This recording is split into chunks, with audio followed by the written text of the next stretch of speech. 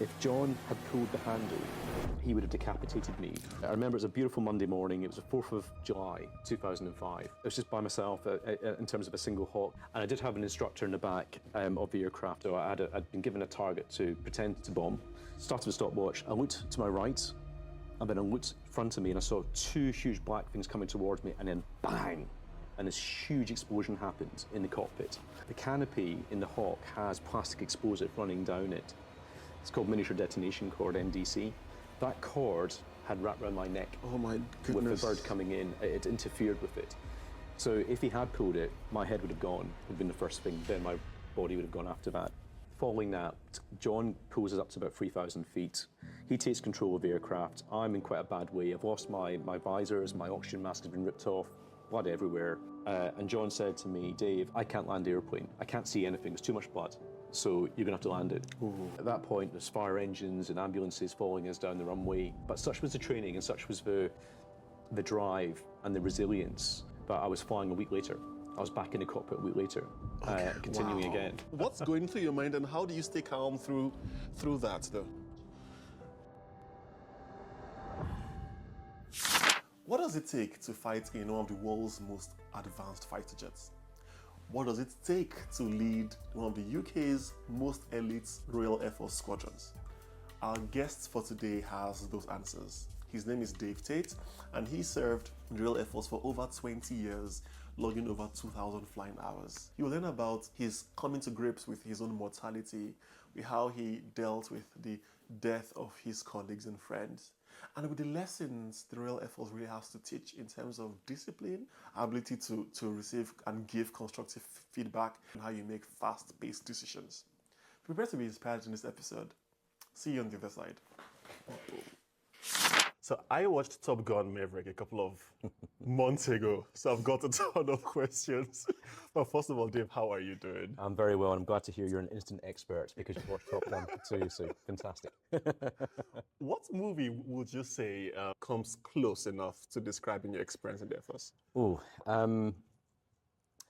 not a movie as such. I think the most recent thing I've watched where I can relate to the aerial photography is Masters of the Air, which is a mini-series on Apple TV, and that looked at the American experience during the Second World War, B-17 flying forces flying into Germany, and just the horror and the speed at which things can happen in the air and go very out of control very, very quickly. I haven't seen anything as realistic as that. So Top Gun sadly doesn't come close. Does it not? No, but that really captured the horror, the fear, the skill, the expertise, and everything that really encapsulates someone who's doing that job.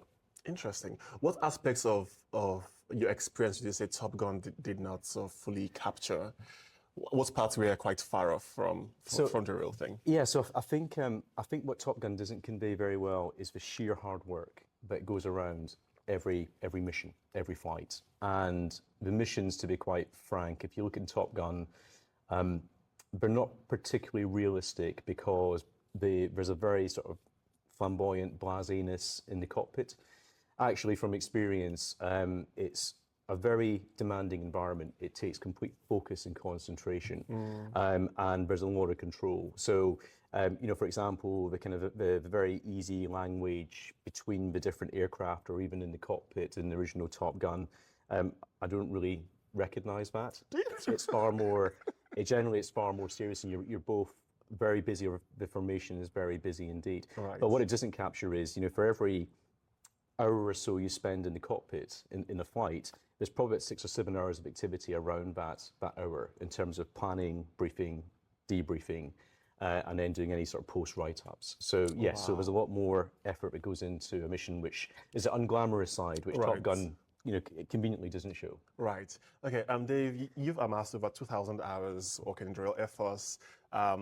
You're a mountaineer. I got to read about some of your mountaineering exploits. Commandeered the famous number 617 Squadron, the Dambusters. Yes. And you've got a lot of experience, but I was wondering if you could introduce yourself to our listeners.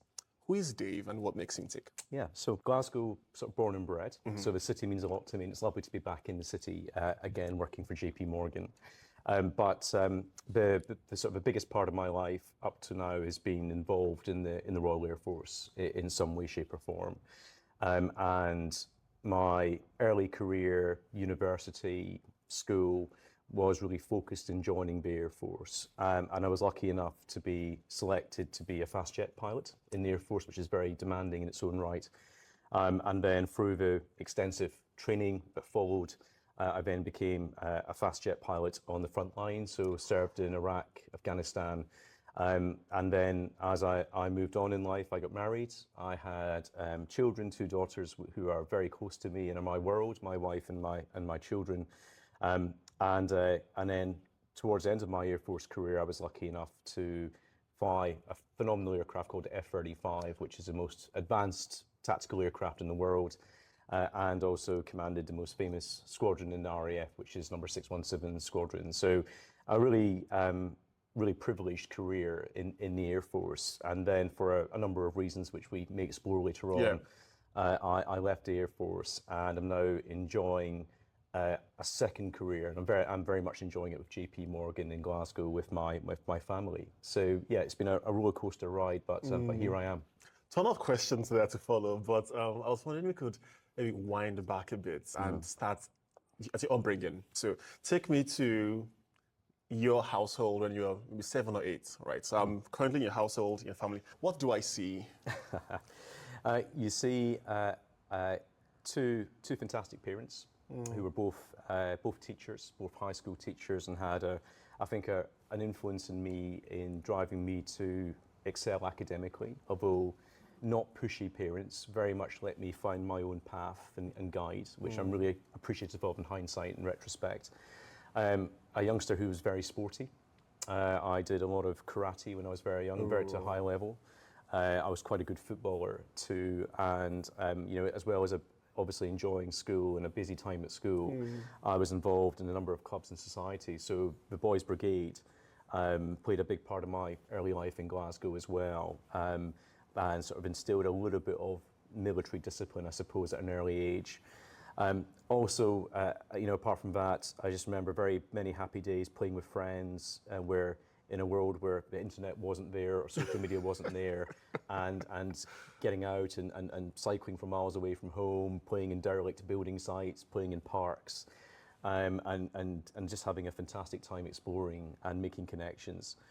And as well too, I think another important part of my life growing up was the influence of my grandparents, and my mother's parents lived with us for a long time, and they were very close to us where we grew up in Glasgow, and they were always a constant part of my life too. So that extended family was very important as well. So generally a very happy boy, I think, working hard, enjoying life, sporty, and trying to absorb as much of his environment as possible. But yeah, very good. What would you say is one of your happiest childhood memories? I think it was 1988, and that year in Glasgow was quite special because it was the Glasgow Garden Festival at the time. So I was 8 going on 9 years old, and from sort of March through to October time, the south side of the river, pretty much where the BBC studios is now, was all derelict. And there was a project on at the time which ran in the UK, and every 2 years a city was chosen to effectively be an area to be redeveloped and then turned into this fantastic garden flower festival.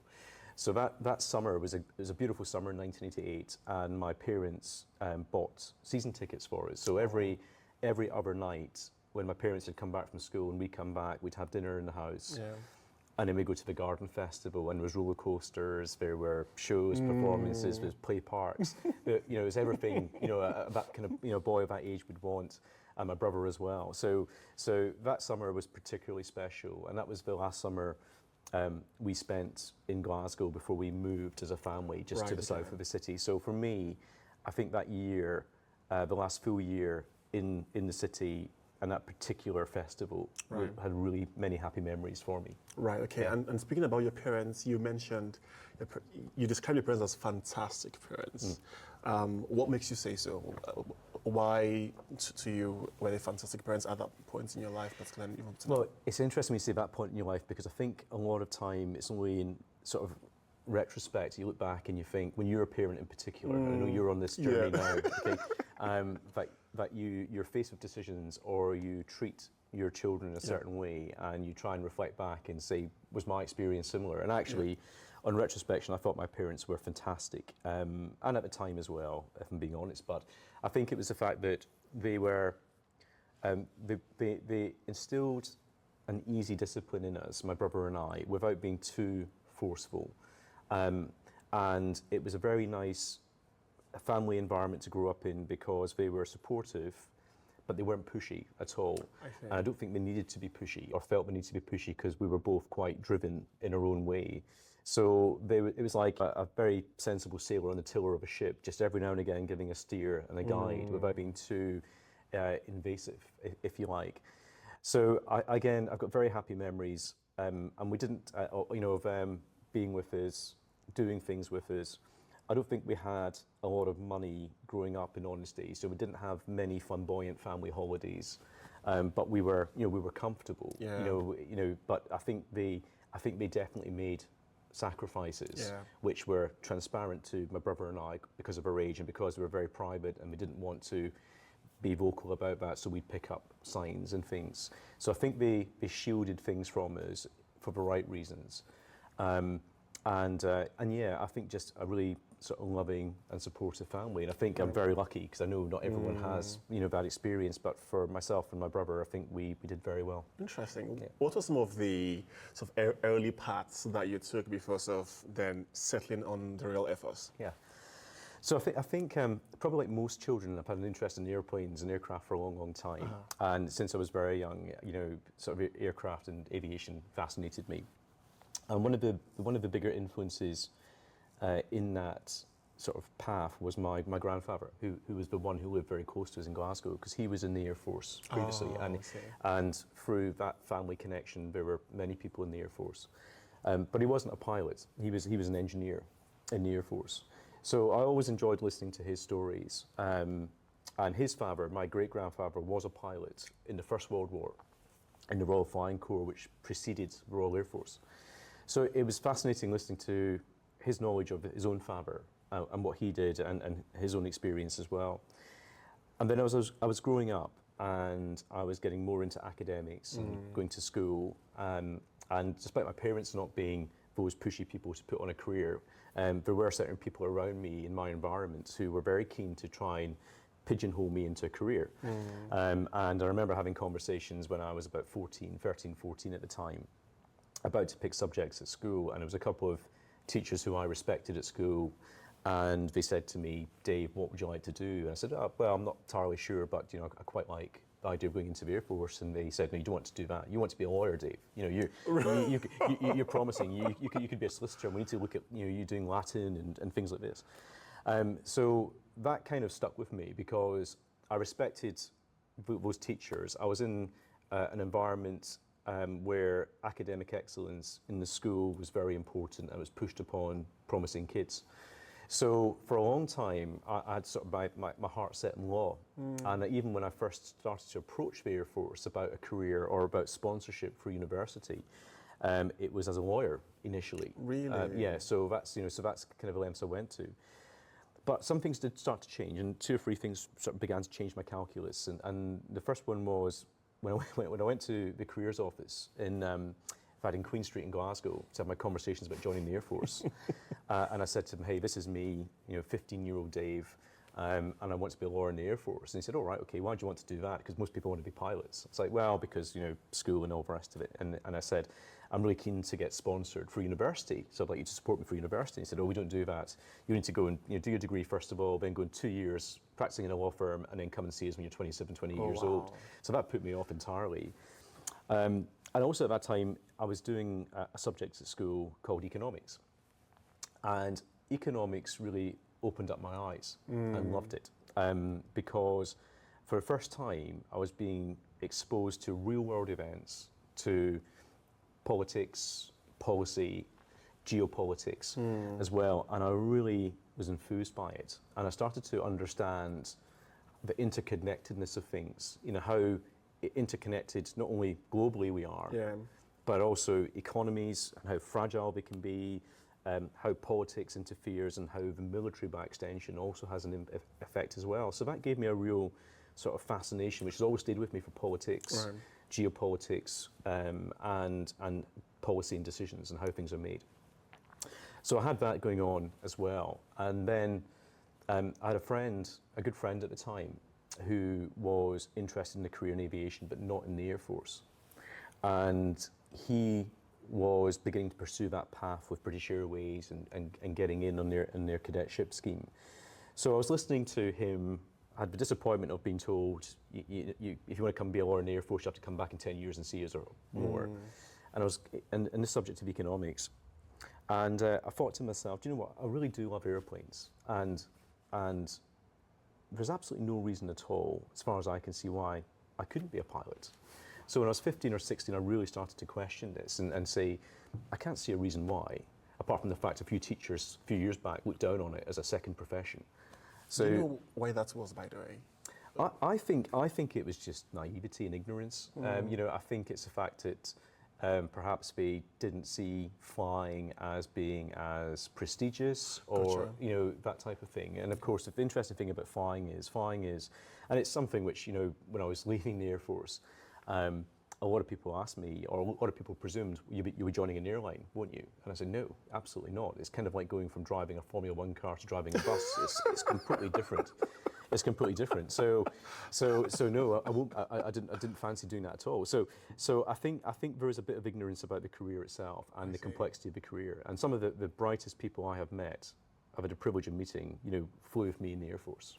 Seriously bright people. So I think it was just that lack of understanding. Right. Okay. Really, but yeah, it was kind of this inner journey where I was building confidence in my own decisions, and I was beginning to sort of stand up and say, I'm taking in all this advice and all this information from around me and all these perceptions of me and all these kind of desires that people have for me, and I'm beginning to see actually, adults and these influential people are infallible, or they're not infallible, and they can make mistakes as well. And actually, it's me, and I trust I'm beginning to trust my own judgment and have my own confidence, stand on my own 2 feet, and say, no, I don't want to do that. I want to do this, and these are the reasons why I want to do this as well. And as I developed that confidence and grew, I became more certain that's what I wanted to do in the end. Yeah. When you told your parents that you were pursuing, sort of starting with the real effort, what was the reaction like? And I'm just quite keen to dig a little bit into how you build your confidence into your own decisions without letting external forces and voices sort of shape your story. Yeah, it's a really good question. And I think it happened, it wasn't a big, I don't think a big kind of discussion we had over a dinner table one night or whatever. It happened over time. And I think one of the things which helped pave the path for that. There was 2 things actually. One was the Air Force's schemes to sponsor you for university were very good at the time, both financially and also in terms of the training they gave you during that time. And the other thing as well, which helped cement my interest more, was I joined the Air Cadets when I was about that 15, 16-year-old age. And that was brilliant because that gave me an exposure to the organisation at a level. It gave me, I met some really interesting people who weren't in my immediate sort of friendship group from school, but doing quite a diverse background. Because the Air Cadet unit I was in wasn't in a relatively well-off area. It was quite a poor area. So I met a lot of different kids, which was fantastic, which I wouldn't normally come into contact with. And I think from just seeing a lot of these children sort of be growing confidence because of the training that they were giving us. Oh, I see. It was fantastic. So my parents, I think, saw that as well. They saw I had this additional interest outside of school, which was developing me and developing my confidence a lot quicker than school was. So there was that part of it. And I think the thing as well, which helped cement my parents into this was a really positive thing I was doing, was my was a preparation to be selected, because I first went down to be selected, which was a very rigorous process, and still is actually. But I was 16 going on 17 when I went down to a place called Royal Air Force Cranwell and the Officers and Aircrew Selection Centre for 4 days. And you are with 100 other very, very bright individuals, and they put you through 4 days of testing, in essence, to see if you are the person that's worth the job at the end and worth the, the money, in essence. So it was all the preparation for that and the hard work I was putting into that, and my parents were saying, what are the tests? What are they doing to you? How are they assessing you? And they realised, this is a big deal, in essence, and this is a hugely competitive thing. And I think the statistic, which I heard often when I was in the Air Force, that about 1 in every 1,500 got selected. No way. Yeah, so it's a very, very small pool you have, very competitive environment. So to be selected, let alone complete the training, is phenomenal in its own right. But yeah, the whole journey of what the Air Force were willing to provide me, to help me through my university education, the journey, the training, the people I was surrounding, how I was developing as an individual. I think my parents really valued that. Okay, so you're a 16-year-old, you're on the train going to Cranwell. What's going on in your mind at that point? So I remember just reading lots and lots of newspaper articles because one of the infamous parts of the interview was asking you to talk about 5 stories which caught your eye in the press. Okay. And of course, where people failed was on the train. Usually it's a Sunday you went down to Cranwell, so you could tell the people who'd picked up a Sunday Times in the morning and were just looked at today's news effectively and recited that. Yeah. And actually, what we wanted was a bit of a history of something. So something that caught your eye, perhaps in the past 2 months. And so if it was something, if it was if it was Gaza, it was Israel. Right, tell us about the history of that. So the recent history, what built up to what you're seeing in the paper now. So you had to show an understanding, which they could probe and quiz into as well. So yeah, so there was a lot of swatting up in terms of newspaper stories and so on. And why is that skill particularly important, or that this subset of skills of understanding history and geopolitics? Why do you think that's important to the field of piloting in the Air Force? It's very important. So all pilots in the Air Force are officers, okay? And Cranwell is the officer training school, if you like, right, officer training college. Okay. So officers have a very, very demanding role, because and this is where imposter syndrome can come in, from a very young age, some as young as 18, after their initial training, they're given a lot of responsibility, where they might be asked to lead and command a group of 30 people. And sometimes these people will have been in the service 20 years plus. So suddenly, as a youngster who doesn't have any life experience really, certainly not marriage, children, suddenly you are responsible for individuals who are perhaps been through 2 or 3 divorces, have got several kids, oh my goodness, maybe even grandkids, and you've got to be credible. But one of the things where you can add that credibility is when you are asked to do something.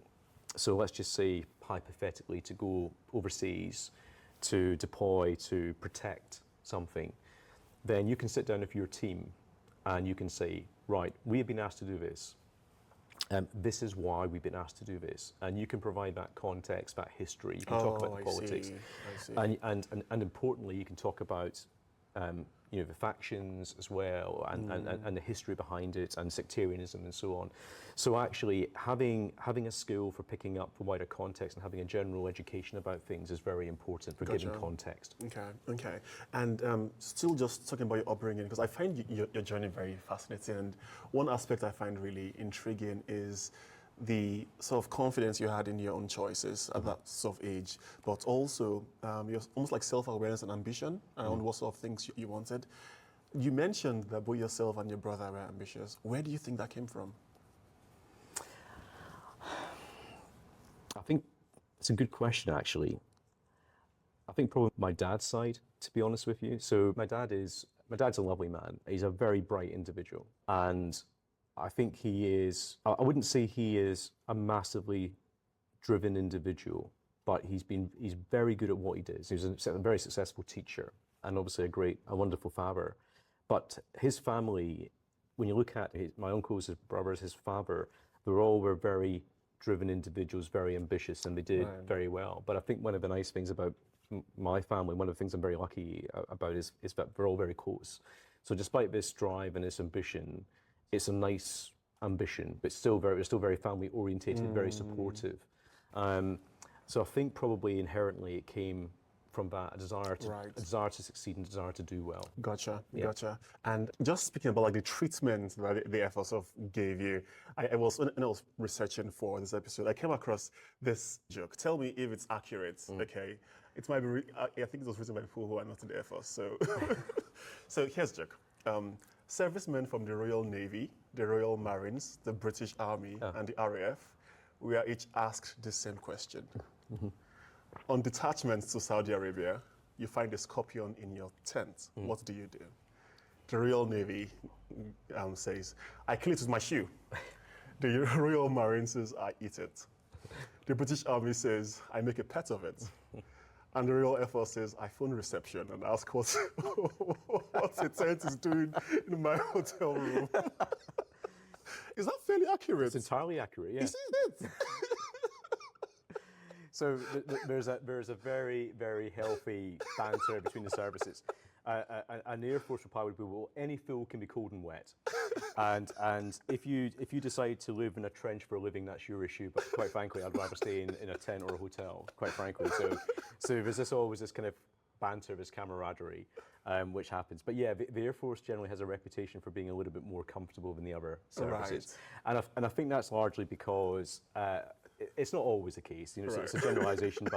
But in my particular world, and the aircraft I flew, you had to be generally have very well standing airfields and structures. So you wouldn't ever fly from a dirt strip somewhere in the aircraft I flew. So generally, you were in very protected air bases. So therefore, you had accommodation, which wasn't palatial, but it was much better than some of my army colleagues and brethren. And my wife's in the army, so I have this conversation all the time with her. Yeah, and about what they had out in the field, for example. So yeah, so there's a little bit of humour there, but yes, there is a little bit of truth in there just to make it interesting. So, right, okay. And something else that I read about, and maybe you could sort of keep me in check as well. I think, like we already mentioned about this, is that the Royal Air Force places a lot of intentionality on training for almost like awareness, almost like an intellectually more rigorous training than it is physical. I wanted to talk a bit about the physical training as well. Yeah. So as you progressed through, again, the only experience I have of the Air Force is through Top Gun. So I want you to keep me in check. Sure. What's it like to actually train to be a pilot physically? It's a great question. It's probably different from what a lot of people think. So one of the things, so I'll give an example. So me, right? So I'm quite a small guy. I always have been quite a small guy, and I used to think that was a disadvantage in many ways in the past. And when I got into the flying world, I realised two things about height. One is cockpits are small. So someone like you, Sam, you would really struggle, in some of our cockpits. You'd be really cramped, and trying to manoeuvre around would be very difficult. So the smaller you are, the comfier it is. The second thing is G-force. Okay. What's that? So G-force effectively is the force that your body experiences at high speed when you go into a turn, in essence. So it's centrifugal force, in essence. So if you can imagine you are in a roller coaster, or you are driving a car very fast around a bend, you will feel a certain force, in your body. So Formula One drivers feel it. It's a slightly different force that we feel. So if you're driving a car very quickly around a bend, you will feel a force, lateral force, left or right. In aircraft, you tend to feel a force up and down through your spine, if you like. And the quicker you go and the more agile your aircraft is, the more G it pulls. So I'll give you an example of what G is, what it actually means. So at the moment, we are experiencing 1G, 1 times the force of gravity. So gravity is keeping us on the ground. If you experience 2G, that's twice the force of gravity. So your body feels twice as heavy. Some of the aircraft I was flying, 7G, 8G, 9G aircraft. Ooh. So if you can imagine, you are, and some of our aircraft are so high performing that they can sustain that level of force. So if you are sustaining 7G, 8G for, let's say, a minute, so your body is feeling 8 times heavier than it normally does, which means that moving your arm is a physical effort. You've got to be careful moving your neck, because if you move your neck in a very sort of easy way without thinking, you'll snap your neck, or you'll tear tendons and things.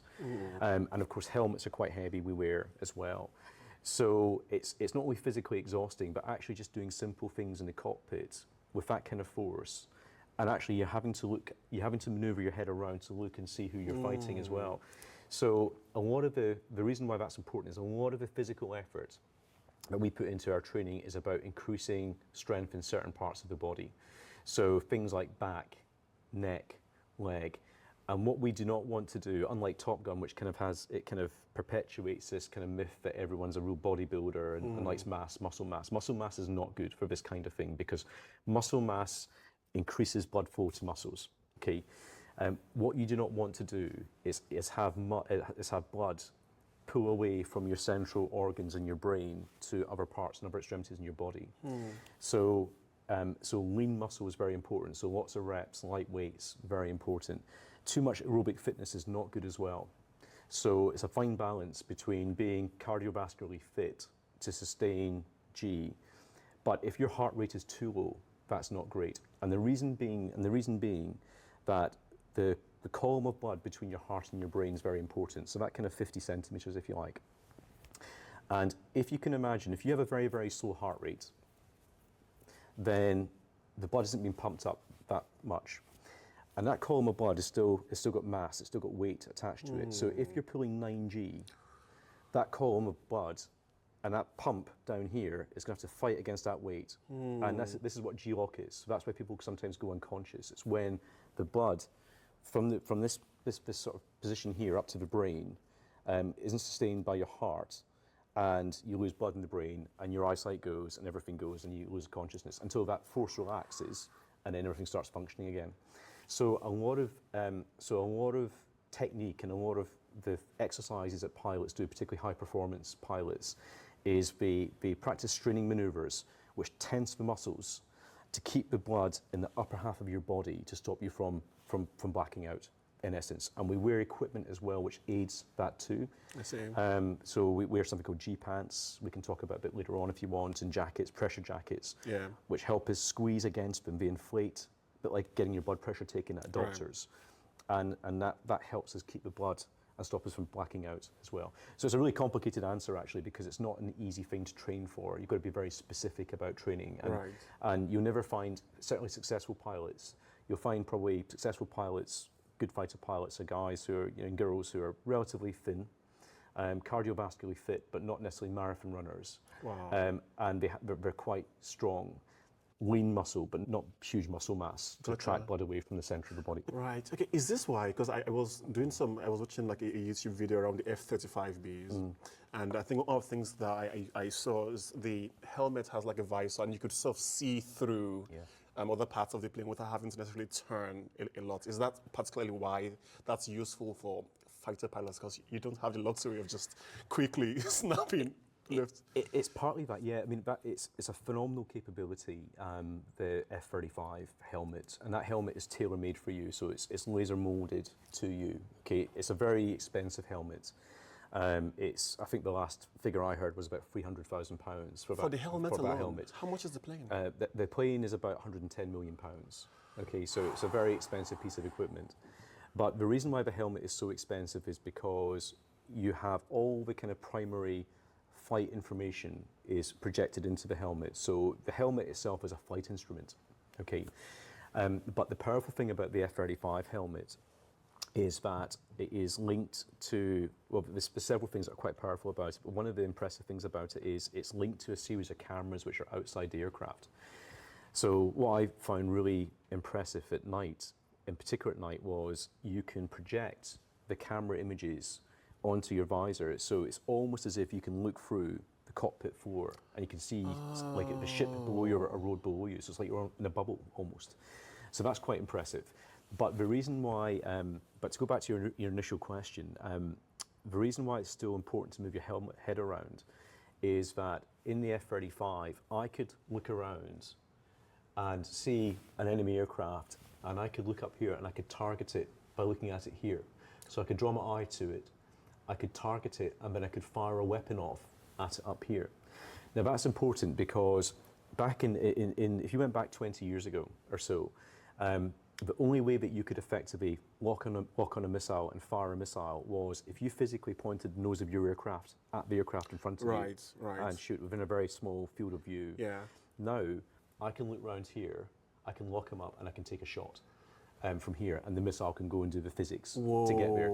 So that makes me far more deadlier. So if someone, traditionally, if you were behind me fighting me in an aircraft, you were in a position of advantage. Yeah. And I would be defensive if I was the guy in the front. No, actually, it's now the case where if I can get my weapon to you, if I can get a targeting solution and shoot you from anywhere, then I'm in the position of advantage.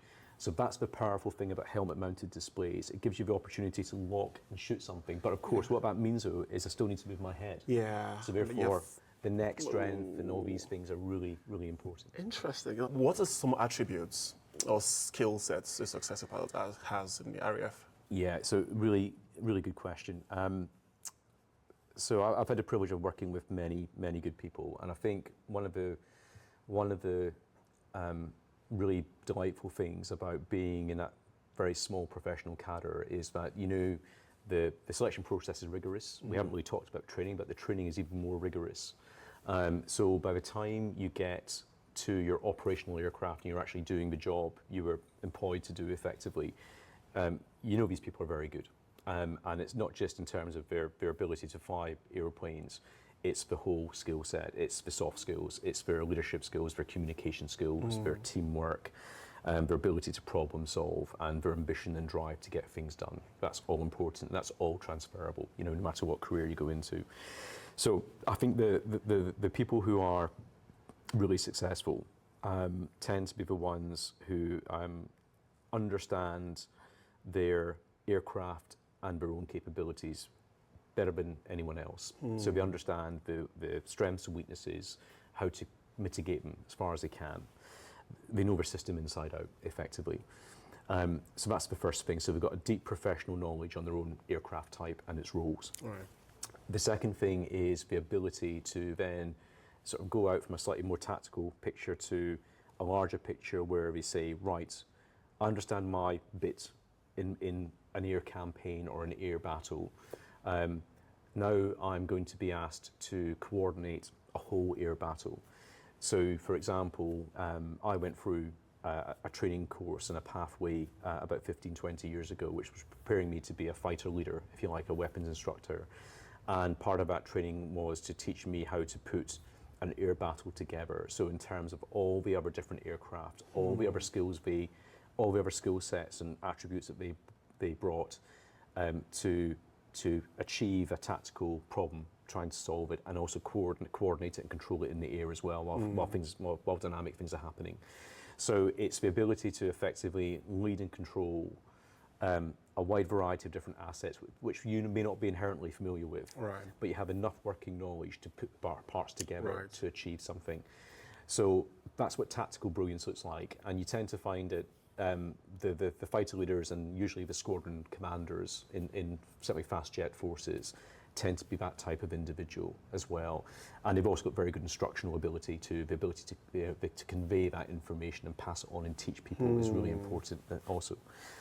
But in addition to that, usually because of the fact of the people we recruit and we have in these types of forces, they're very good people, managers as well and leaders. So you tend to find that as you move on, and certainly my career was like this, as you move on in the Air Force and you get promoted and you get recognised for what you're doing, you do more time at the cockpit as well in various staff jobs too. So you'll do perhaps program management jobs, or you'll be an HR manager or something of that nature. And those people are generally very good at those roles too, because guess what? A lot of the skill sets that are required to be a very successful fighter pilot are transferable as well. Yeah. Okay. And you mentioned the training was rigorous. Like, talk to me a bit about the training itself. Yeah. So the training is about 4 or 5 years long to get to a frontline type. So it's a very long process, and it's very it's incremental but very steep learning curve. So my initial training was done at university, and whilst I was studying for my degree, I would, wherever I could, I would go and I'd follow through a flying syllabus called Elementary Flying Training in the Air Force, which was effectively a light aircraft, not too dissimilar from any flying club. If you wanted to go for a pleasure flight or do some lessons for a private pilot's license, quite similar aircraft. But what would make it different from, our experience different from that is the level of supervision was much higher. We would be taught aerobatics, we would be taught formation flying as well, so flying in very close proximity to 2 or 3 aircraft, low-level flying, navigation. So the skills that we're instilling is at that early stage were all absolutely applicable to later on in life as well. So the syllabus was much broader than a normal civilian would get in a flying club.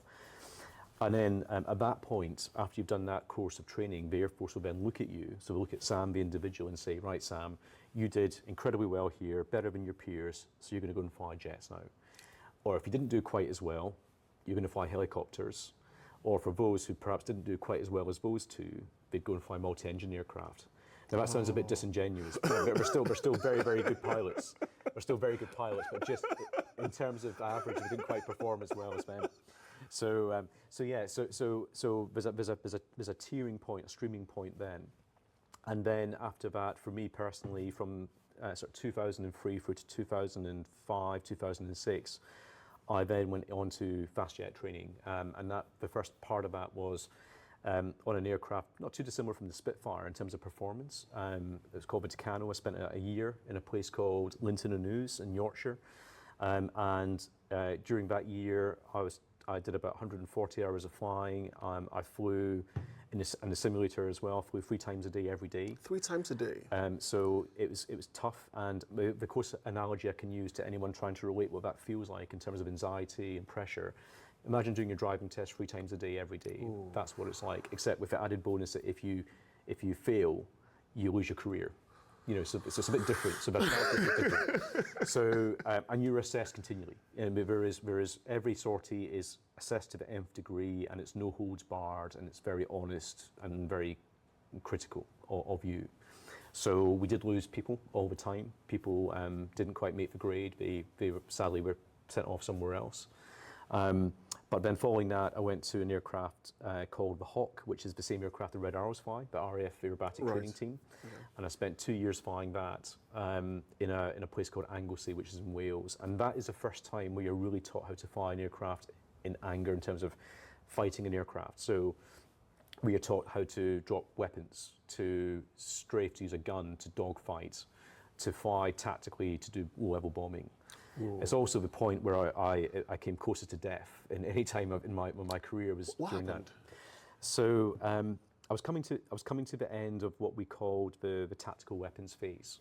So this was in July 2005, and I basically, I spent by that time I'd done about 18 months flying the Hawk. I was coming to the end of my training, and I was looking forward to finding out where I was going to go on my frontline type of aircraft. So which aircraft I was going to fly in operations. And I remember it was a beautiful Monday morning. It was the 4th of July, 2005. And I was flying, I was just by myself in terms of a single Hawk. Usually at that stage of training, we flew with 2 or 3 Hawks. So we flew in a formation, but it was just me. And I did have an instructor in the back of the aircraft, a wonderful guy called Doc Letton. So the Hawk is a training aircraft. And in the back seat of the Hawk, you have a throttle and a control column as well. So the back seat instructor can do a little bit of flying. But really it's designed for the front seat to do all the flying. And at that stage, the back seat did very little. They were there just to supervise and assess effectively. And that morning, it was a Monday morning, and we took off, I think, about 8:45 in the morning from Wales. And the weather was not great in Wales, so we went down to Devon, which didn't take too long in the jet, that quick. And weather was nice in Devon. And I was flying around an area called Taunton, in Somerset, and I had a simulated target run I was going to do. So I'd been given a target to pretend to bomb, and I was flying at 250 feet, so quite low, and about 450 miles an hour, so quite quickly. So I was about to commence my bombing run. So usually at that stage we didn't have any fancy computers in the aircraft. So all I had to navigate was a map, like a walking map, an ordnance survey map, a stopwatch and a compass. So I found a lake, which I think was my initial point to guide me onto a heading to then find my target. And Found my lake, great, and I restarted my stopwatch because I knew if I flew this heading at that speed, 2 minutes later, my target should be there, this very small barn, I think. Found the lake, started the stopwatch, I looked to my right, and then I looked in front of me and I saw 2 huge black things coming towards me, and then bang, and this huge explosion happened in the cockpit. And the first thing I remember was lots of noise, because I'm now flying a cabriolet at 450 miles an hour, and lots of wet, just lots of fluid around me. And instinctively, we started to pull the aircraft up. And the first thing I did was I stuck my hand up into the airstream and put my thumb up. And I'm so glad I did, because John in the back seat, there is what we call a blast screen between the front cockpit and the back cockpit of a Hawk. So it's this sort of perspex screen. And all John could see was red from blood, which was a mixture of my blood. And the 2 things that hit me turned out to be 2 ravens, so 5-kilogram ravens. So if you can imagine a 5-kilogram weight hitting you at 450 miles an hour, it's going to cause a lot of damage. So these 2 birds came in, and it caused a lot of carnage, obviously. So John couldn't see anything but blood. He pulled up, and when he saw my thumb go up, he thought, okay, Dave's alive, at least, in the front cockpit. And then the next thing he did was typically when you get a bird strike, which happens quite often for jets flying at low level, and I've had a few in my career, this was the worst one though. One of the first things you do is pull away from the ground, and then you check your engine to see if you still got your engine. And in the Hawk, we only had 1 engine. So John looks down and he looks at the engine gauge, and he sees it reading 0. And he says, oh, we've lost the engine, and we're at low level, we're going to lose energy very quickly. So usually when that happens, you may have an attempt at relighting the engine, and if not, you're going to have to eject. So get out of the aircraft using the ejection seat. So John put as he saw my thumb, the way he describes it to me is he had his hand on the handle, and basically we had a command ejection system in the Hawk. So if the back seater pulled a handle, the front seat would go as well. Okay. So the supervisory pilot would have control to take both out. And when John saw my thumb, he kind of paused for a second, and he said, well, hang on, there's a lot of noise, and there was a lot of wind noise, but it feels like there's engine noise as well, and we're not losing height very quickly. And he realized we had the engine, which was amazing, because if John had pulled the handle, he would have decapitated me, because the canopy in the Hawk has plastic explosive running down it. It's called miniature detonation cord, MDC. And what happens in the ejection is when you pull the ejection handle, the first thing it fires is a plastic explosive to get rid of the canopy so the seat can go up through. That cord had wrapped around my neck. Oh my goodness. With the bird coming in, it interfered with it. So if he had pulled it, my head would have gone, would have been the first thing, then my body would have gone after that. So my thumb, thankfully, made John pause and stop and reflect, and thankfully that didn't happen. So anyway, following that, so Monday morning's not going well. And following that, John pulls us up to about 3,000 feet. He takes control of the aircraft. I'm in quite a bad way. I've lost my visors, my oxygen mask has been ripped off, blood everywhere. And the reason why John's engine gauge read 0 is because the bird had come through or 2 birds had come through with such force that the back of his cockpit, where his instruments are, the bird had come through and penetrated the back of it, behind the instrument, and had knocked the instrument by about half an inch forward and disconnected the electrical connection. So it read 0 because there was no electricity going to it, because the bird had come through the back of his cockpit, effectively. So his instrument panel. So we pulled up to 3,000 feet. We could shout at each other below 200 miles an hour. We could hear each other just. And John said to me, Dave, I put out a mayday. We're going to land at a base called Yeovilton, which is a Royal Navy base in Somerset. But I can't land the airplane. I can't see anything. There's too much blood. So you're going to have to land it. Ooh. So I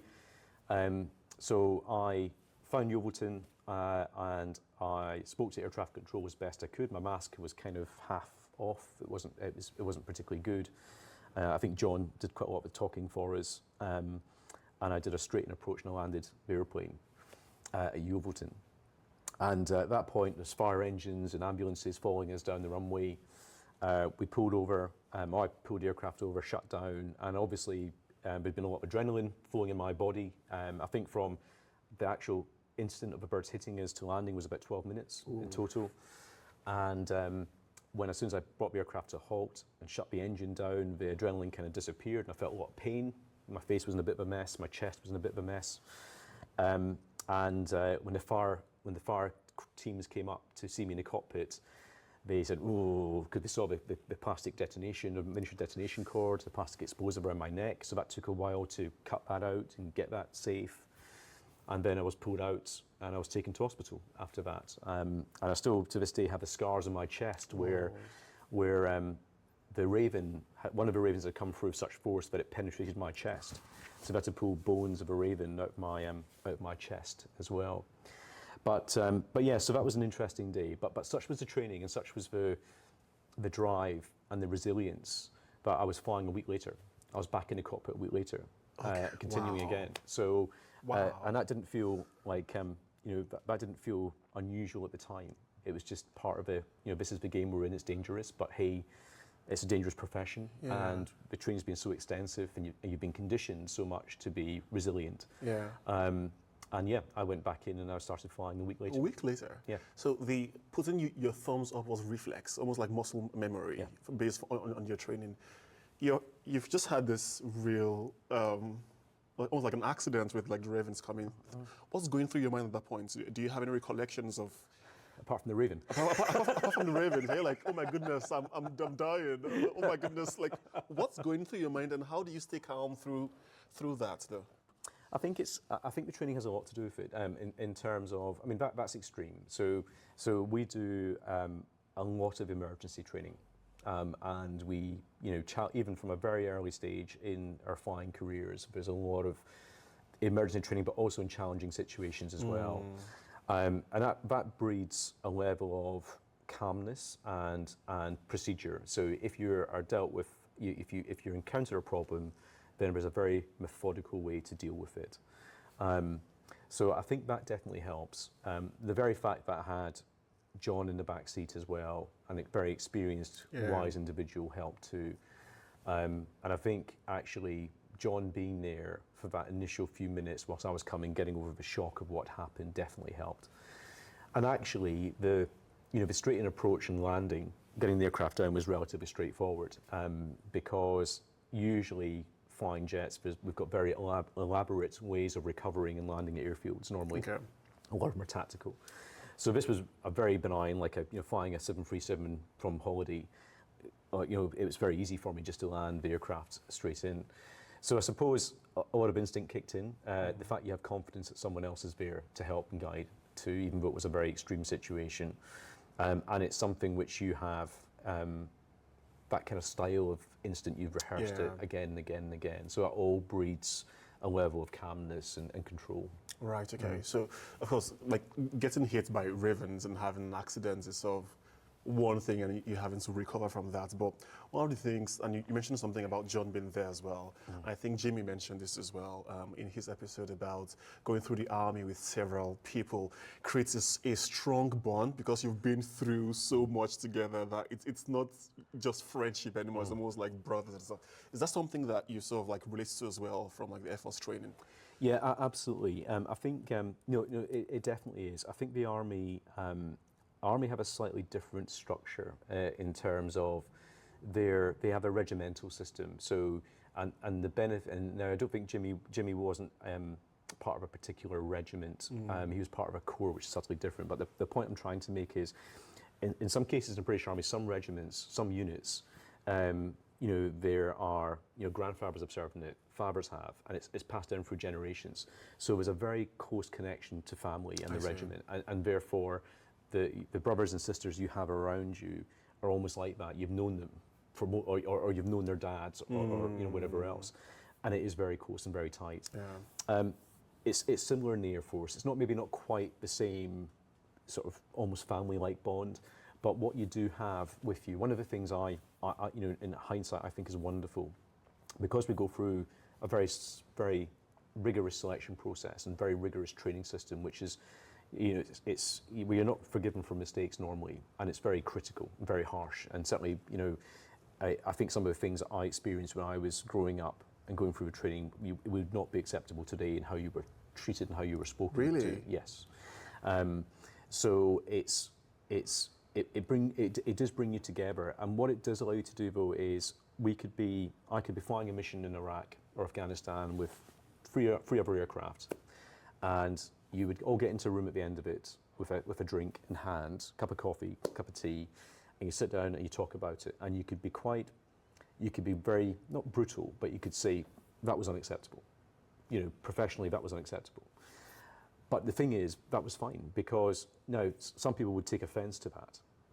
But because you were brought up in that environment, and because actually, as soon as the debrief was over, it'd be Dave and it'd be John again or whoever, and it was all friendly because you have that. So and tomorrow he may be giving me the telling off. You know. I see. So it was this kind of professionalism where you were absolutely brutal, because the margins for safety and the margins for error were so small, and the amount of money that you were responsible for was so vast. You really had to be quite critical. Gotcha. So it did breed this kind of interesting environment where it can be quite bruising at times. Yeah.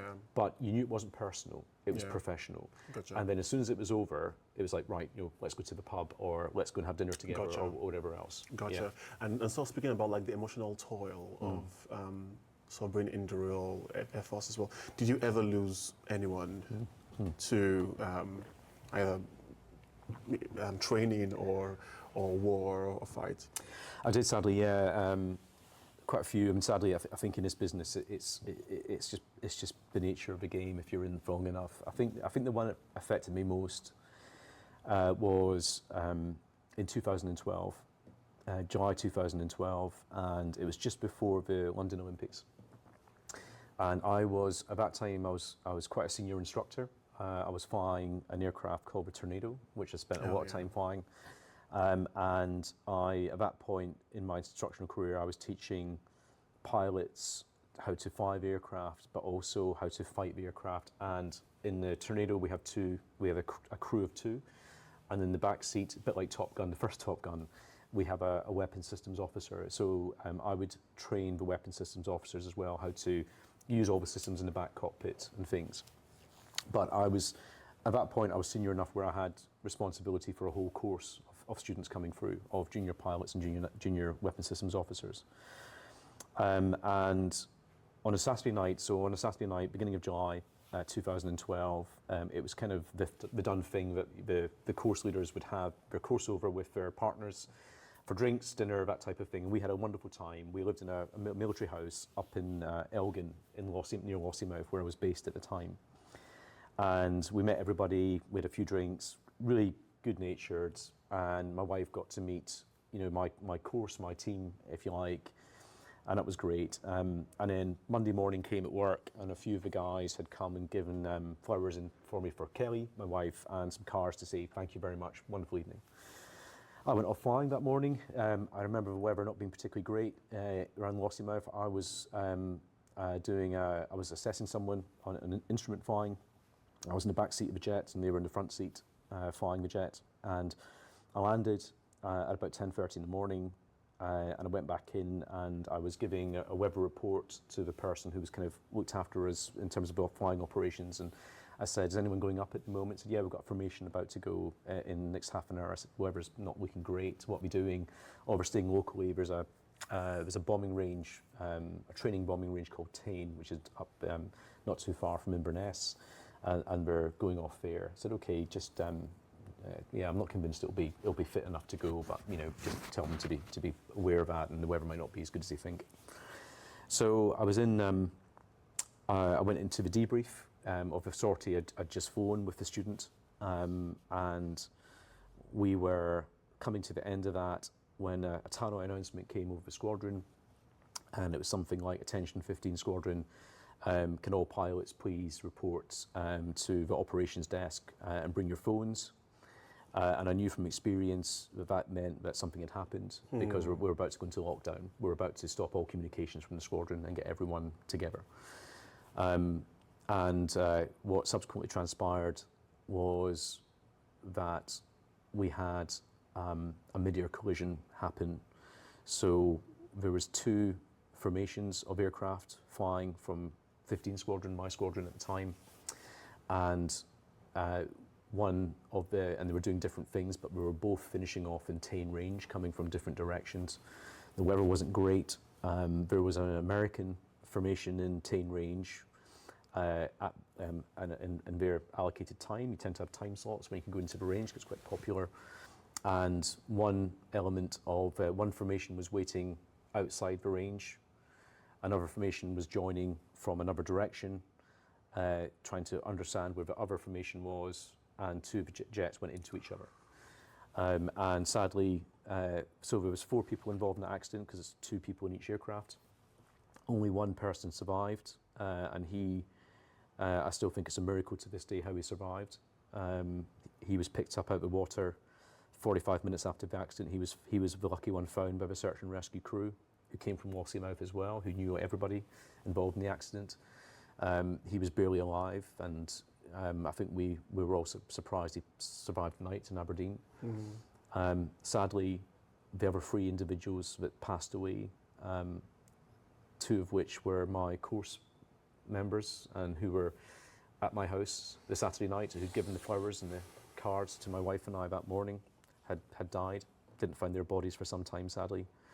And then the other person that passed away was one of my fellow staff members, one of my fellow instructors as well.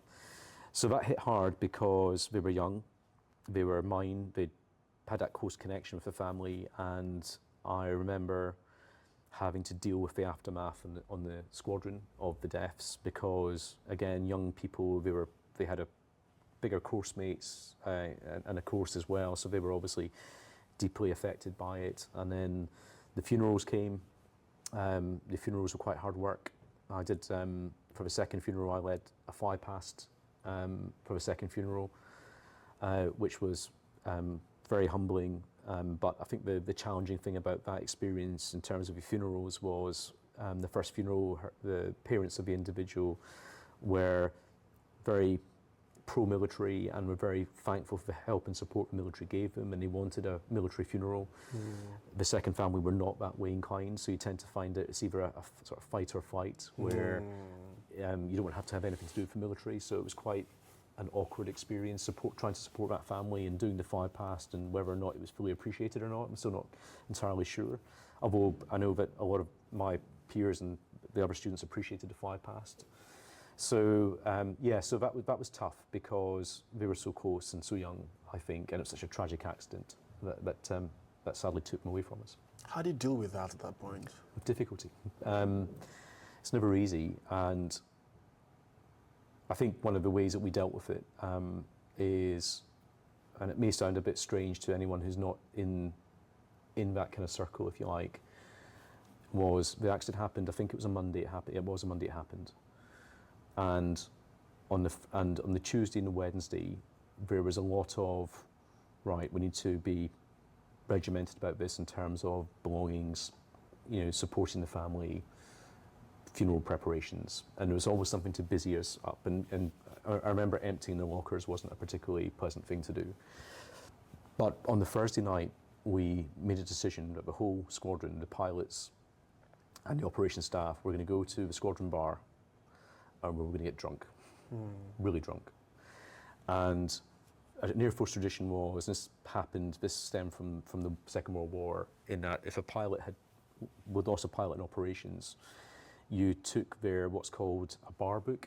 So in the officers' mess, which was like our social club, if you like, you didn't normally have cash transactions. You effectively had a book, and you put your drinks order in that, and then someone behind the bar would tally it up, and then you'd pay a monthly direct debit end of month. So what you did was you opened up their bar book, and we did that. We opened up their bar books, and the Air Force effectively paid for the bar tab, which was extensive, that we ran up that night, and we burned a piano. So another Air Force tradition is that you find a piano and you play a burning, flaming piano, effectively. And we had some very good pianists, and this thing burns away and stuff, and you're around it. And it sounds really trivial and stupid, but it felt good, cathartic at the time. But actually, that blowout and that honesty, and there was tears that night, and there was a sort of aggression vented, and things in support, and for us, it was very cathartic. Just getting it done that night, and we didn't fly the following day, unsurprisingly. We just said, right off the next day, we'll just get this done tonight. We'll all be together, brothers and sisters, celebrate their memories, get it all out of our systems, talk about them, celebrate them, and then we can move on. And that helped. That helped a lot. Did you fear death? How do you cope with having this close, most near-death experiences and losing loved ones, and also have kept you going for 22 years in the Air Force? Yeah, it's a really interesting question, and there is no real easy way to answer it except that your own. So, depending on, I suppose, first thing is your own sense of mortality. And so what I have learned is that when I was younger, I thought about it a lot less, and I was willing to take more risk. And I think what changed the calculus was having a family, and then suddenly having people, who you were solely responsible for, and they relied upon you. And I think that made you question and judge some of the things that you were doing. So I think age and just life experience makes you think and pause more about the decisions that you're taking. So I think you're right. I think as time went on, I was more aware of what I was doing, and slightly, not, I wouldn't say more apprehensive, but just it probably helped me be a better pilot, actually, and a better supervisor, because you sort of develop this sixth sense for what is right and what I need to just probe at this here. So what are you telling me you want to do? You want to do what? No, that's not going to work. And being that sort of wise head. So I think that helped. The other question, maybe, which helps, what Jimmy was saying about mortality. So I think it's quite a different environment that Jimmy was operating in as opposed to me. So unless you're in that environment, it's really difficult to convey. But in essence, you are flying jets is inherently dangerous business anyway. It is, and there is risk. Whenever you take off or land, and even on the ground with jets, things can go wrong very, very quickly. So you have to have your wits about you, and you have to be prepared to stop things from going. In terms of combat, though, so one of the things which I think helps people like me in my profession is the fact that there is so much going on mentally that you can almost absorb all your effort into just doing your job and not worry about fear. Okay, and actually, if you look back to a lot of interviews from Second World War pilots as well, they'll probably say similar things, where there's so much going on in the air environment, you're trying to keep a mental picture of what's going on at any one time, potentially control your formation, try to put yourself in the best attack or targeting solution, that you don't have time to be afraid. Wow. Now, the counter to that, though, is that as you get more experience and as you get better at your profession, and your capacity and your mental ability kind of expands and allows you to think about things, you do begin to, these thoughts can creep in. So some of the worst times, in operations was actually waiting to go. I used to get really impatient when we were starting up the airplane and perhaps there was a snag or a problem, and you had to wait to an engineer would come out, have a look at it, and you just want to go. You just want to get going and go, so you can kind of just focus on the job and forget about everything else. And that was quite frustrating, because I think you could let your mind dwell on what could happen potentially.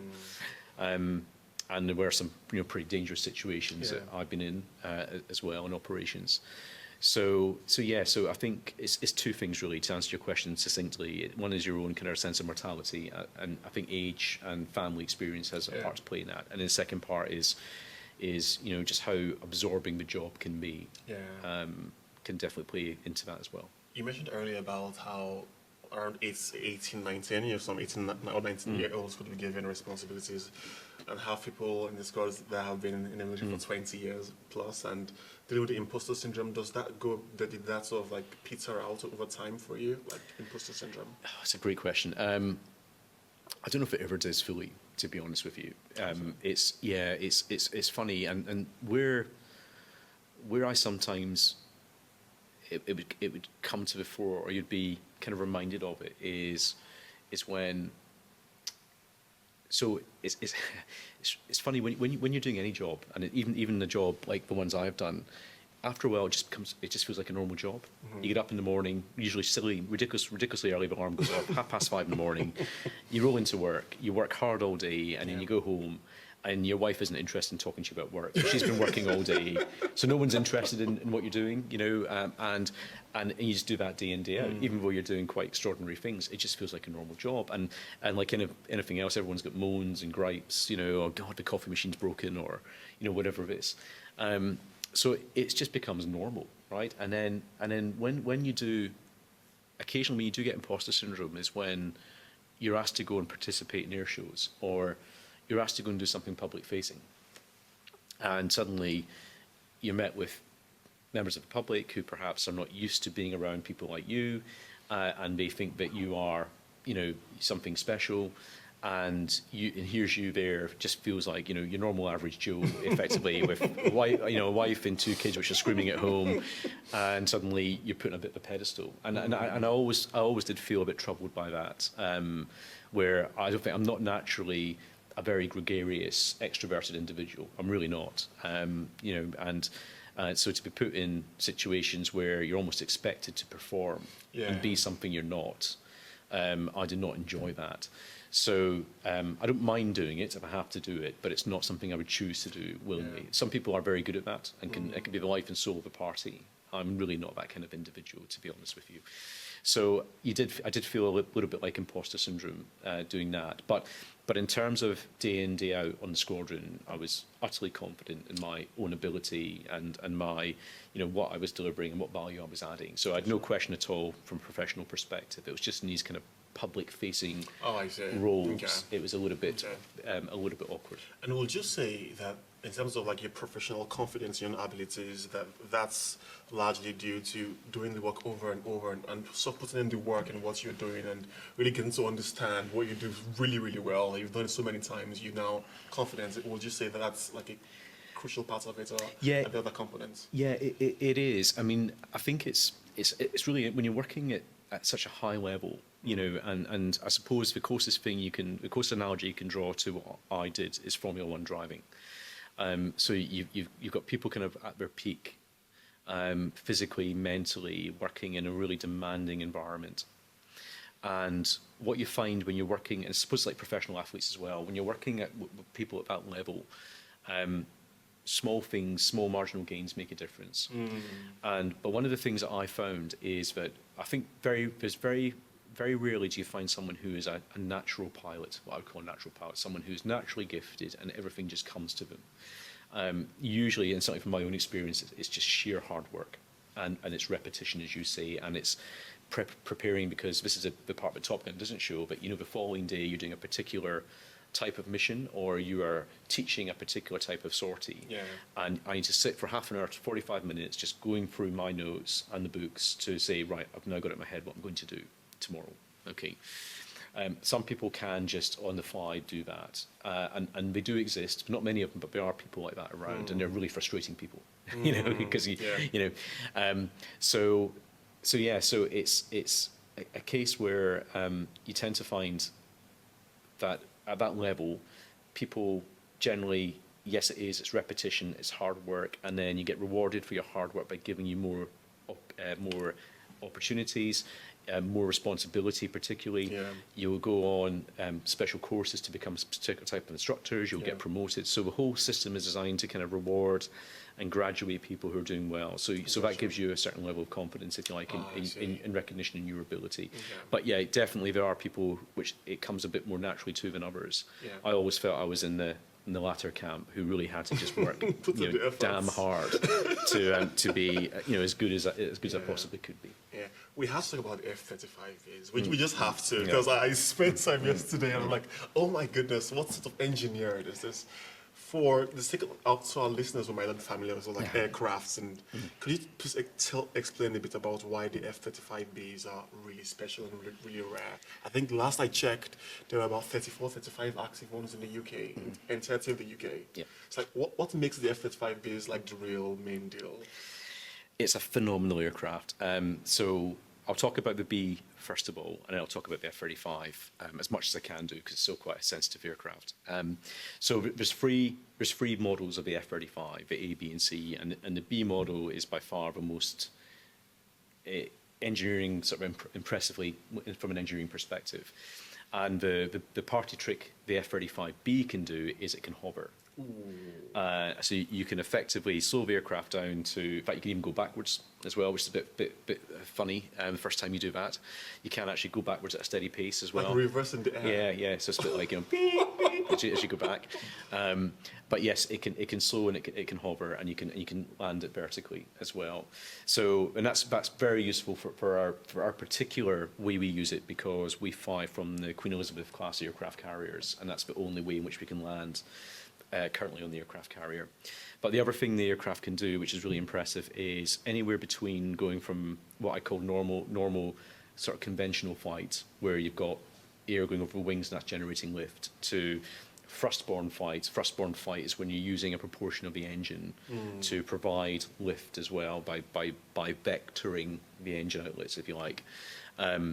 You can, everything from stopping and hovering to that sort of full airborne flight, you've got various grades in between. So you can do various types of slow landing. You can do slow takeoffs as well. So you can take off in a very, very short strip. We can do various types of landing, such that you can do something called an RVL, a rolling vertical landing, which is where you can bring the aircraft. You can very, very accurately put the aircraft down on a particular point on, let's just say, a motorway or a small road, and you can bring it to a halt very quickly within a few hundred feet. So it's really quite versatile. And the aircraft we had, which was very similar to that up until about 2010, was a Harrier, which was the first sort of very successful British aircraft which could do that as well. But the difference between the F-35 and the Harrier is that the Harrier required a lot of manual flying to work the hovering and so on.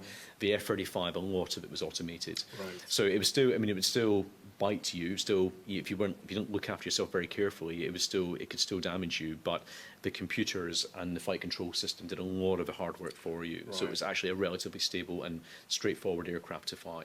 Right. Okay. And I just have to have this question, but this might sound very trivial, but I still just want to know, because from like a video game perspective, really cool. Have you been shot at before, and how do you like respond? So I have never knowingly been shot at. Okay. So I've certainly never been in a case where I've had a surface-to-air missile or another aircraft shoot at me, which is great, actually. That's good. It is good, which is great, and I think that's mainly due to the fact that the campaigns that people like Jimmy and I have been through in the past 20 years have been largely counterinsurgency campaigns in Iraq and Afghanistan, and therefore there's been little to no air threat. There has been some, but little to no air threat. And we have very good defensive aids on the aircraft. However, what we train for is a full-out campaign, and certainly in the F-35, a lot of the training that our best training was done in the simulator, where we had very high fidelity simulators where we linked them together so we could find information. And very, very realistic. You had missiles firing at you from the ground, from the air. You could fly night missions, and you could see how effective you were at defeating it. So it felt very real at times. And you could see how busy and how saturated you could be if there was a lot of missiles in the air at any one time. So you always trained for your sort of highest threat, if you like, so that you would be obviously more comfortable, better prepared when it did happen. But thankfully, I never had the situation where I was going head to head with whatever Top Gun's firing at me. I make 29 or whatever else. So no, thankfully not. Oh, thankfully, Yeah. thankfully. And as we start to like wrap up this episode now, this has been really amazing. Thank you so much, Dave. You've had an amazing career in the Air Force. Yeah, 22 years, right? Spent 22 years. You've grown through the ranks. You became a wing commander. And you led the 617 Squadron Dambusters. What would you say have been some of your core tip or your key career lessons from that growth? Lessons or tips that have helped you grow through the ranks over the years? Yeah, it's a phenomenal question, and I think if I was to sum it up in one particular item, it would be people, and it would be appreciating people around you. So I think that whatever organisation you're in, people make things happen. People, people provide the energy, the passion, and the delivery of anything. Yeah. So therefore, what I have learned is that one, if you have well-led, well-motivated people who genuinely feel as if they are looked after and that you have their best interests at heart, even when everything else is falling around, then they will do anything for you. Wow. And people have never, ever failed to surprise me, where you take someone and you give them an opportunity and you give them the necessary support. It's very, very rare that I've been let down. Wow. And people will always amaze you at what we're capable of doing, even if they don't believe it themselves. Right. So I think it's an ability to recognise that everyone has something to contribute, to give them the opportunity. And that doesn't necessarily mean that you give everyone the same opportunity. Yeah. You've got to look at people as individuals, and irrespective of their cultural background or what they're competent at or what their skill set is like, you can, if you're intelligent enough and you care enough, you can tailor a path for any individual to achieve as much as they possibly can. And I think that is one of the biggest lessons I've learned from my experience, and certainly what I try to apply in JP Morgan as well, coming in. And it's nice when I'm having conversations with people or mentoring people as well, and they talk to me about my approach to individuals, my approach to educating, training, motivating as well. And that's all from the experience I've built over the past 25, 30 years. Gotcha. And how are you finding the transition to JP Morgan, or if I use the phrase civilian life, because you've spent a huge chunk of your life sort of in the military, in the Royal Air Force, and now you're almost like suddenly in a completely different sector, right?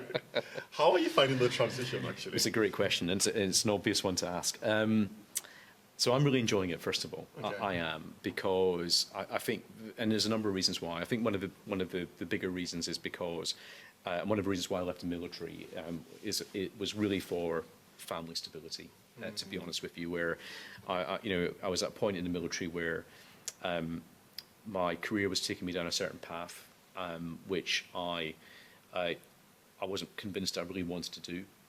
And I was very, very nomadic in terms of I was moving a lot, and my family was very upset by that.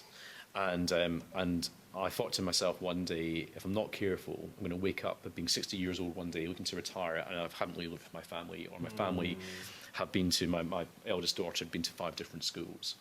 And, could I live with the fact that things could have been different and we could have had stability? So that played a big part in leaving the military. And then the other thing was the point about economics earlier on. So my parents, said we were teachers, but I didn't say what we taught. So they were both business education teachers. We taught finance and accounting and economics and management studies. And I really enjoyed that school. And when it came to university, and I chose aeronautical engineering as my path, but economics was a very, very close second. I've always had an interest in economics, the markets, and how economies drive things as well. So I've always had a sort of a very sort of gifted amateur kind of thought about that. So when it came to leaving, I thought to myself, do you know what? I have this hunger and itch to do something in finance, and I always have had. And technology, I have been around technology for the best part of 20 years, and my final job in the Air Force was working on the Future Combat Air System, our future fighter program. And I was one of the senior requirements managers in that program and one of the strategists. So I was wrestling with problems about artificial intelligence and machine learning in 2040 plus, and how we use that on a system like we're trying to design. So a lot of the discussions we're having in JP Morgan in technology are quite similar. Architecture, open system architecture, CI/CD.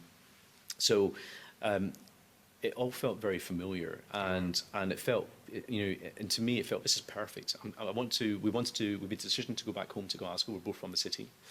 Our families are still here. They're getting on a bit now, but they're still here. We can give our daughter stability.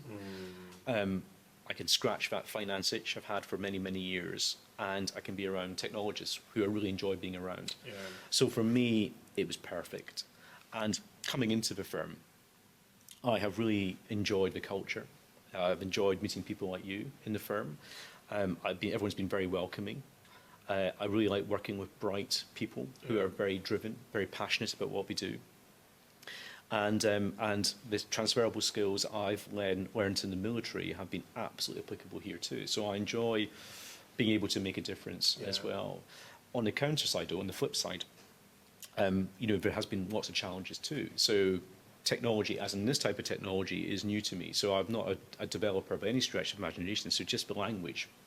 And even though I'm familiar with financial services, language and terminology, until you're actually in the bank, in the firm, and you get the full raft of things coming towards you, it's a new language as well. So you've got the kind of double whammy of, I've got to learn finance, brokerage, and I've got to learn technology as well.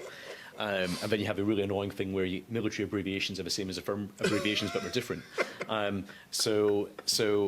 But for me, the pleasing thing about that, though, is that every day is different, because it's a challenge every day. Because, hey, I don't understand that. I need to learn a little bit more about that. So I am having a ball. I really am. I'm enjoying the culture. I'm enjoying making a difference. I'm enjoying learning and understanding about our world we're in.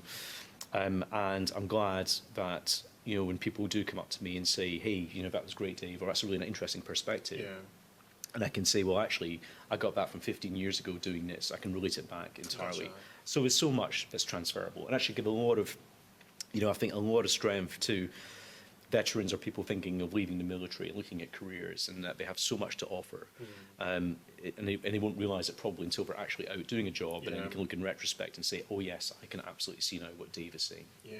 Did you have most like an identity crisis in the sense of, for 20 plus years you've been known so solely in the Air Force, and you rose in ranks, but so here it's very different, isn't it? Did you have that at all? Just keen to know, and if so, how did you deal with it? Do you know what? That's another fantastic question, and not as much as I did. I think I surprised myself, not as much as I thought I would. Oh, that's good. So I think you're right. I think a lot of people said to me that obviously I had a fantastic career in the Air Force, and I was kind of on a particular path in the Air Force, which would have taken me probably higher up in my career. And a lot of people, when I made the decision to leave, a lot of people who knew me and who were in the Air Force said, why? Why are you throwing away this? And that was kind of the common question asked. And I would explain why in terms of my family situation and the fact that, I wasn't particularly happy with where my career was going, potentially. I could see the sort of, where my path was going to end up. And I thought, and people said to me, well, you're going to basically start at square one again, in essence. And actually, what I have surprised myself about is, what I think I've done relatively well in the past 8 months or so is to be humble. So it's to recognise that I have got a lot of experience, and I do not need to shout about that experience. It will just come to the fore as I'm doing my thing. I've said to you before, I'm not a real extroverted person. Yeah. I'm one of these people who just likes to be recognised for getting on with something quietly and just doing a good job, and people and just building up a bit of a reputation for delivering and for doing things in a certain path. And I think the acceptance that, hey, do you know what? In terms of my bigger lifestyle choices, I'm in the city. Yeah.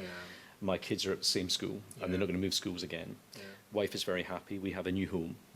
And I've got a fantastic job in the city centre of Glasgow, which is not a very far commute in the morning. I'm living pretty much a normal lifestyle. It's normal, well, certainly compared to what I've done previously, it's a normal lifestyle. You're not dropping bombs. Not dropping bombs. Correct. And I'm happy. Yeah. And I'm happy. So despite any ego trips that some people may think I have or any ego depressions, it doesn't matter because I am in a job, doing a job which I enjoy. I am adding value. Yes, I certainly do not have anywhere near as much responsibility as I had previously, but hey, do you know what? I'm quite enjoying that for a change. It's nice to have a little bit less responsibility from time to time and focus on other things. So yes, so I am. I'm very, very content. I suppose amazing. that's phrase. That's amazing. So Dave, we're at the last section is a reflective section. I have 3 questions for you. They're a bit rapid fire, but feel free to take some time to think about that. And the first question is a question we ask all our guests on the podcast. And it is, if your life was a book, what would its title be? So if you look at all your experiences, your journeys, your stories, what would the book's title be? Oh, that's a great question. So I think it would have to be sort of flying related, but have something to do with an inner confidence. So I would go for something like Flying Blind Fast. Ooh, that's a good book title, actually. That's a good one. Okay, so Flying Blind Fast. Second question is, as you look back on your life's journey and career and stories, what are you most grateful for? I think I'm quite proud of the decision I made to leave the military, because I think it would have been very easy to stay in and probably to continue to excel in the military and probably rise to a relatively high rank in the military. And actually the decision I've taken for the benefit of my family, and because I looked ahead and I said, and I tried to look holistically at my life at that point and said, what do I really want for us? What is good for us? And I'm utterly certain at this stage in my life, with another 15 to 20 years of working life remaining, to give my family stability so I can be with them, to give them what they need, I think I'm quite proud of that decision. It's amazing. It was a tough decision. And yeah, I think we need to have an episode at some point in the future about like family life balance and work-life balance.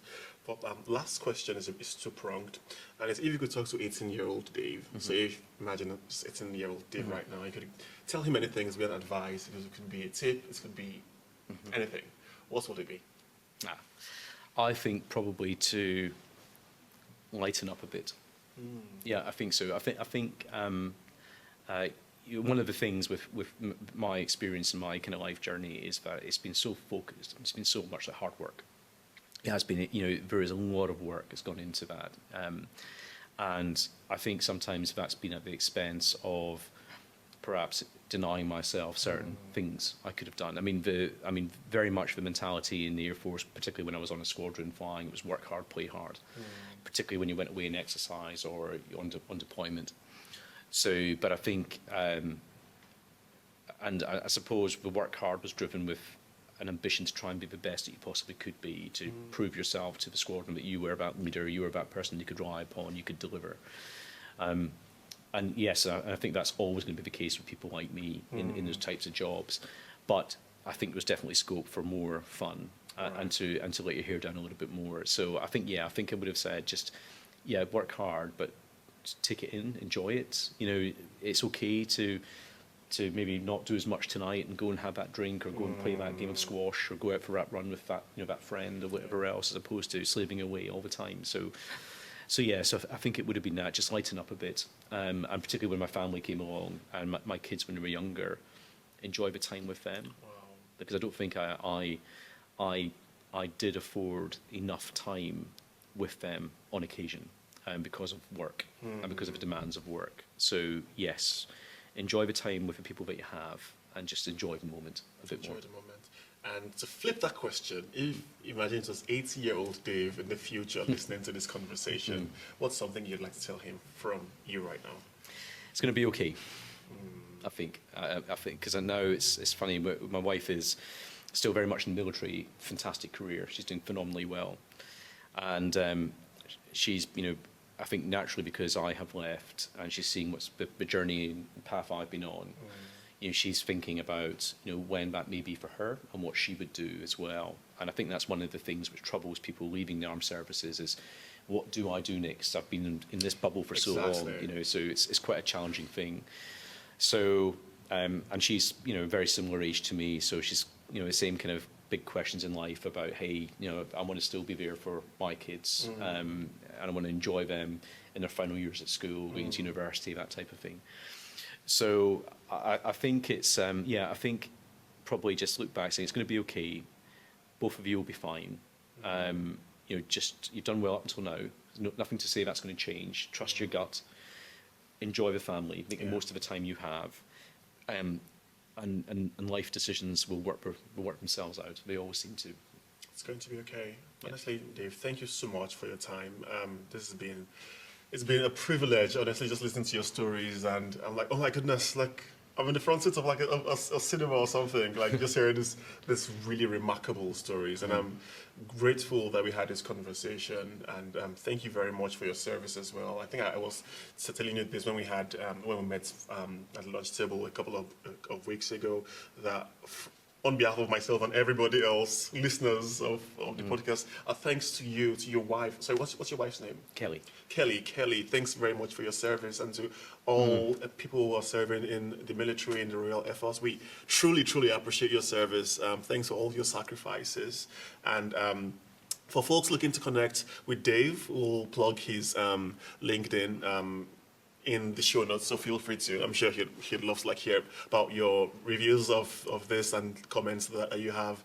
But honestly, once again, thank you very much, everyone, for listening. It's been such a pleasure conversing with you, Dave. I really appreciate this conversation. Until next time, have a wonderful one. And thank you very much. Bye.